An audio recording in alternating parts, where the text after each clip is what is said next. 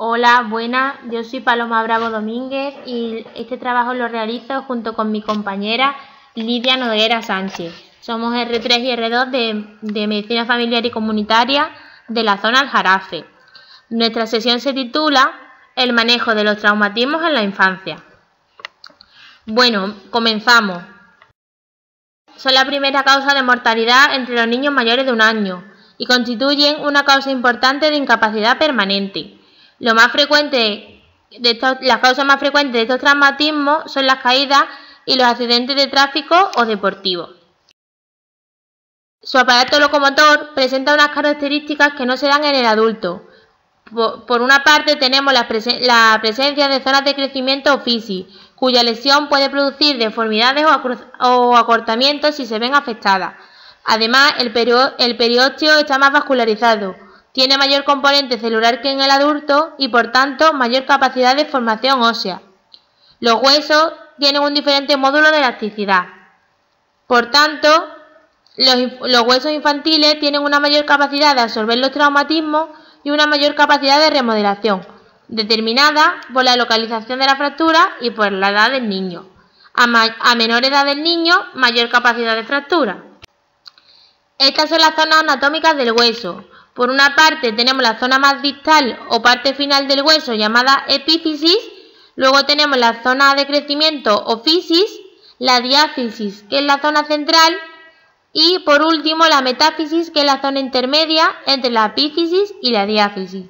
Con lo cual, como hemos explicado antes, tenemos una zona de crecimiento o fisis que se puede ver dañada si tenemos una fractura y así provocar acortamiento o algún otro grado de daño. Muchas de las fracturas infantiles son del mismo tipo que la fractura del adulto, pero los factores mencionados antes contribuyen a que los niños sufran fracturas características del hueso inmaduro. Antes de comenzar con las fracturas más frecuentes en los niños y su manejo, vamos a hablar brevemente de la fractura del hueso inmaduro. Por un lado tenemos la incurvación plástica, que se produce por la acción de una fuerza sobre el hueso, que excede el límite elástico, pero ese límite elástico es inferior al límite fracturario. Supera el límite elástico, pero no supera el límite fracturario.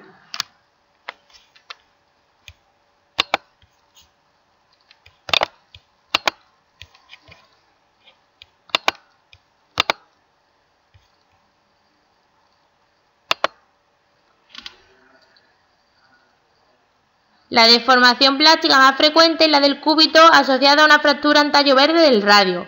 Por otro lado tenemos la fractura en rodete. Esta fractura es una fractura incompleta, que no afecta todo el espesor del hueso. Se producen por un fallo en la resistencia del hueso a la compresión, en la zona de la unión entre la metáfisis, que es más esponjosa, y la diáfisis, que es más compacta. Es muy frecuente en el radio, cerca de la muñeca, y el mecanismo más típico es la caída sobre la palma de la mano. Después también tenemos las fracturas que afectan al cartílago del crecimiento son la epifisiolisis y para graduarla usamos la clasificación de Salter y Harris. El tipo 1, el cartílago de crecimiento y la epífisis se separan en bloques de la metáfisis, suponen aproximadamente el 15%. En la de tipo 2, la epífisis arrastra un fragmento triangular de la metáfisis y estas son las más frecuentes, suponen aproximadamente un 60%. Después tenemos la de tipo 3, en la que la fractura transcurre entre la epífisis y la fisis y separa la metáfisis sin lesionarla. Son un 11%. La de tipo 4 es una fractura a través de la epífisis, fisis y metáfisis. Las atraviesa. Es un 8%. Y la de tipo 5 es una lesión por compresión de la fisis. Es una compresión.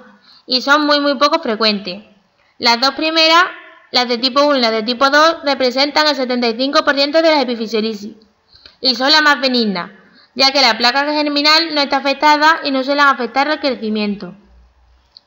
En cambio, las de tipo 3 y 4 afectan a la superficie articular y a toda la placa fisaria, por lo que su tratamiento será necesario reducir el desplazamiento articular para evitar cambios degenerativos futuros y restaurar la alineación de la fisis, ya que de no hacerlo, lo más probable será la aparición de un puente óseo fisario o una llamada epifisiodesis. Estas son las T3 y las de tipo 4 son las fracturas más graves porque pueden tener repercusión en el crecimiento. Pasamos a las lesiones más frecuentes en la infancia. Las fracturas de clavícula son muy frecuentes en la infancia y suponen aproximadamente entre un 10 y un 15% del total de las fracturas infantiles. Más del 90% se localizan en la diáfisis o tercio medio de la clavícula. Son más frecuentes en los varones y en los niños mayores de 10 años. El mecanismo de fractura es habitualmente indirecto por caída sobre el hombro. Los niños pequeños suelen tener fracturas no desplazadas o con mínimo desplazamiento, generalmente fracturas en tallo verde, ya que la clavícula presenta un periósteo grueso. En ocasiones y en pacientes adolescentes son más frecuentes las fracturas desplazadas.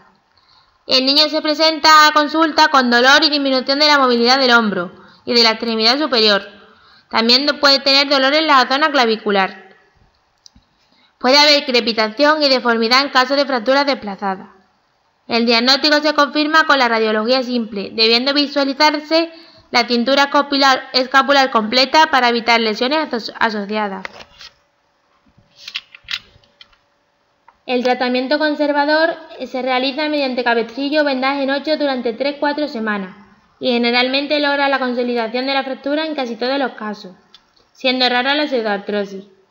Se recomienda advertir a los padres que el callo de fractura se notará temporalmente, pero que desaparecerá espontáneamente entre 12 y 18 meses.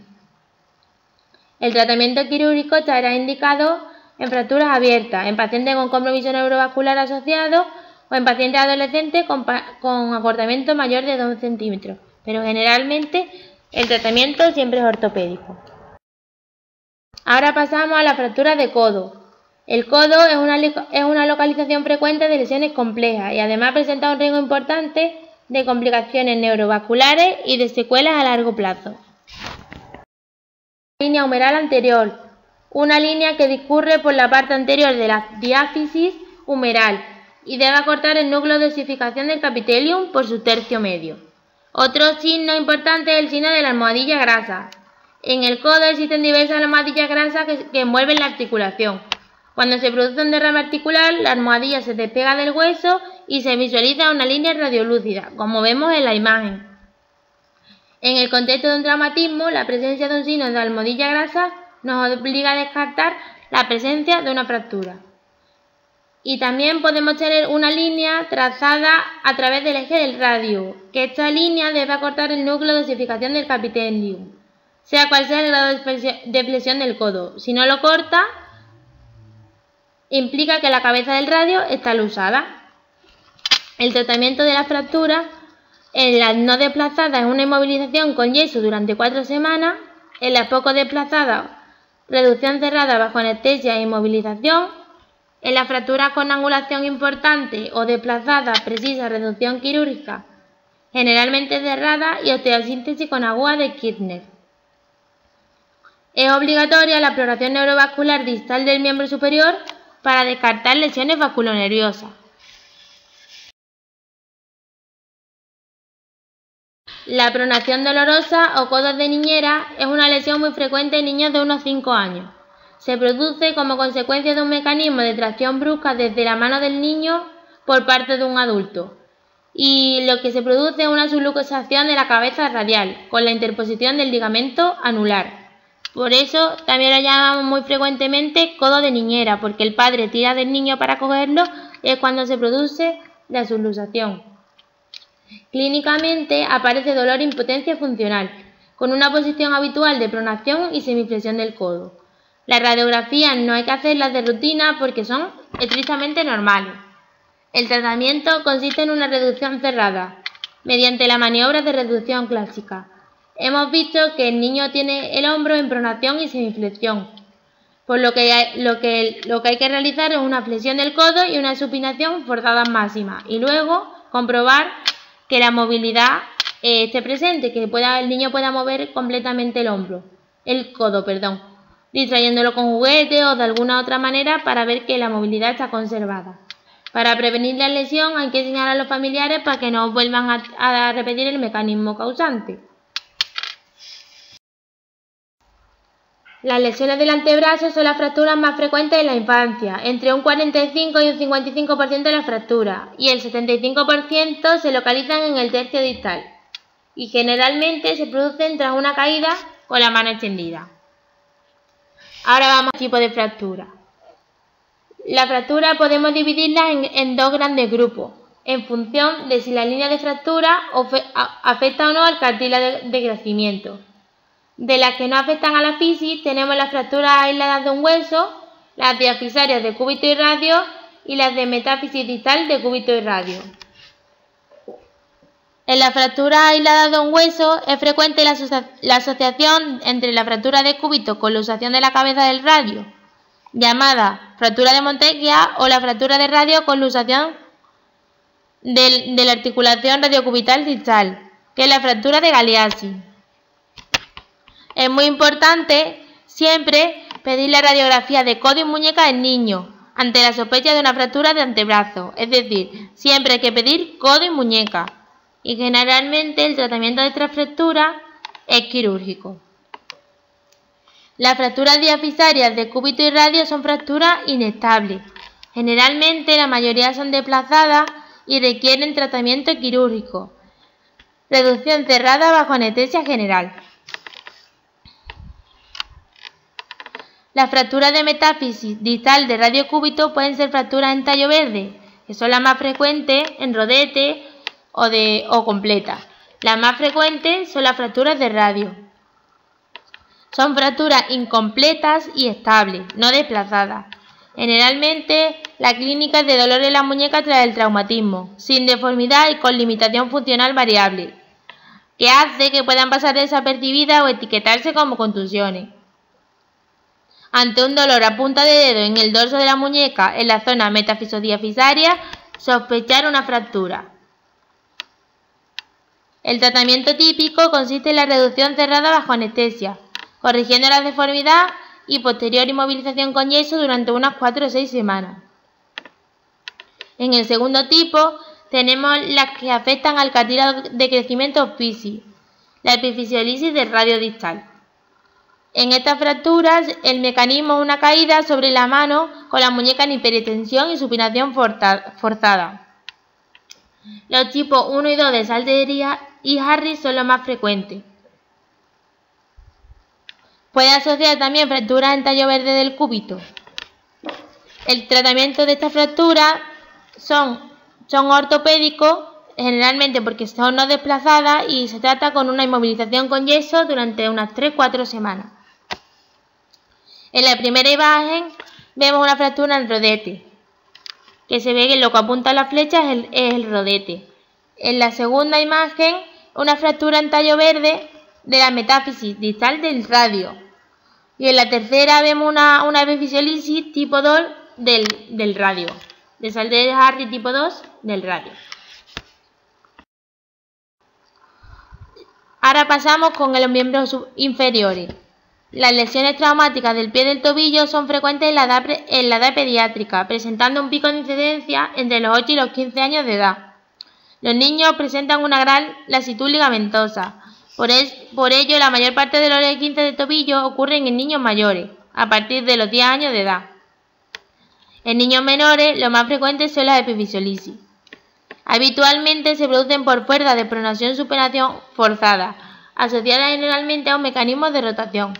Y lo más frecuente son los mecanismos deportivos, el fútbol o la gimnasia. Pasamos a las fracturas de tobillo. Las fracturas de tobillo más frecuentes son las epifisiolisis, sobre todo, como hemos dicho, las de tipo 2 de Salter y Harris, aunque a nivel de tobillo no son infrecuentes otros tipos de epifisiolisis, por lo que es muy importante estudiar muy bien la radiografía.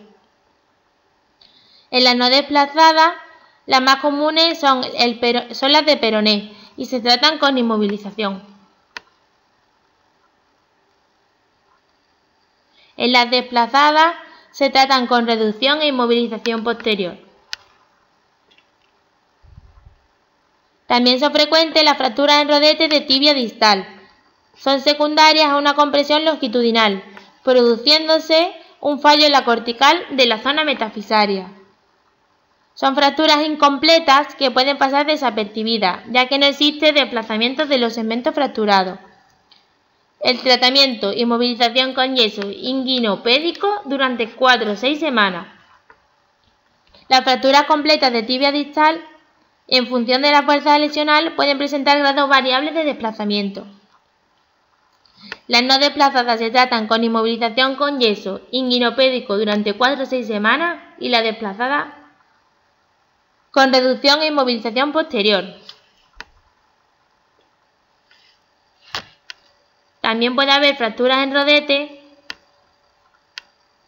que pasen muy desapercibidas, hay que tenerlo muy en cuenta las fracturas en rodete. Repetimos la clasificación de Salter y Harris. Recordemos que la de tipo 1 afecta a la fisis, cruza la fisis. Las de tipo 2 son las más frecuentes y además afectan a la fisis y a la metáfisis. Las de tipo 3, la fractura atraviesa la epífisis y la fisis. Y en la de tipo 4 afecta tanto la metáfisis como la fisis como la epífisis. Y la de tipo 5, que es una compresión de la fisis. Vamos a hablar ahora de los esguinces de tobillo. La articulación del tobillo está formada por la extremidad distal de la tibia y la extremidad distal del peroné por un lado, y por el otro el cuerpo del astrágalo. Las estructuras ligamentosas que mantienen la actividad de la articulación son las que vamos a explicar ahora. La podemos ir siguiendo en la imagen. En el lado medial está el ligamento deltoideo, que une el maleolo tibial al astrágalo. En el lateral está el ligamento lateral externo del tobillo. Este ligamento, el ligamento lateral externo del tobillo, está formado por 3 fascículos independientes: el ligamento peroneo-astragalino anterior, el ligamento peroneo-calcáneo y el ligamento peroneo-astragalino posterior. Y forman la sindesmosis tibio-peronea. Los ligamentos mantienen unidos la tibia y peroné en su extremo distal. Y este ligamento tiene un segmento anterior y otro posterior. Generalmente se produce una inversión del pie, que es el movimiento de torcedura del pie que va hacia adentro y hacia abajo, y se tensa sobre todo el ligamento peroneo-astragalino anterior, que es el más débil. Según la inestabilidad, tenemos 3 grados variables de esguince de tobillo. El grado 1, que es una distensión de la fibra sin rotura ni inestabilidad. El grado 2, que es una rotura parcial con discreta inestabilidad. Y el tipo 3, que es una rotura completa con inestabilidad franca. Para valorar la indicación de estudios radiológicos se utilizan las reglas de Ottawa. Indica realizar una radiografía de tobillo si existe dolor en la zona maleolar y en alguna de las condiciones siguientes. Si hay dolor a la palpación de los 6 centímetros distales del maleolo lateral, los 6 centímetros desde la punta del maleolo hacia arriba. Si hay dolor a la palpación en los 6 centímetros distales del maleolo medial, o si hay una incapacidad para mantener el peso, cuando el niño está en la consulta. Generalmente andar un poquito sin ayuda. Las otras reglas son realizar una radiografía de pie si existe un dolor en el medio pie y si existe dolor a la palpación de la base del quinto meta, dolor a la palpación del hueso navicular o escafoides o como hemos dicho antes, una incapacidad para mantener el peso y andar en consulta. Si cumplen estos criterios, hay que hacer una radiografía. Y el tratamiento de los esguinces de tobillo es conservador y se basa en el grado de inflamación y de impotencia funcional. Como todos sabemos, los de tipo 1 o leve se tratan con frío local, con vendaje compresivo y con elevación y descarga o carga parcial durante 2 o 3 días. Y posteriormente realizar fisioterapia propioceptiva para prevenir la aparición de nuevos esguinces en el futuro. Los de tipo 2 o moderado también se utiliza vendaje compresivo, elevación, hielo durante unos 20 minutos cada 2 horas y podemos usar antiinflamatorios como el ibuprofeno.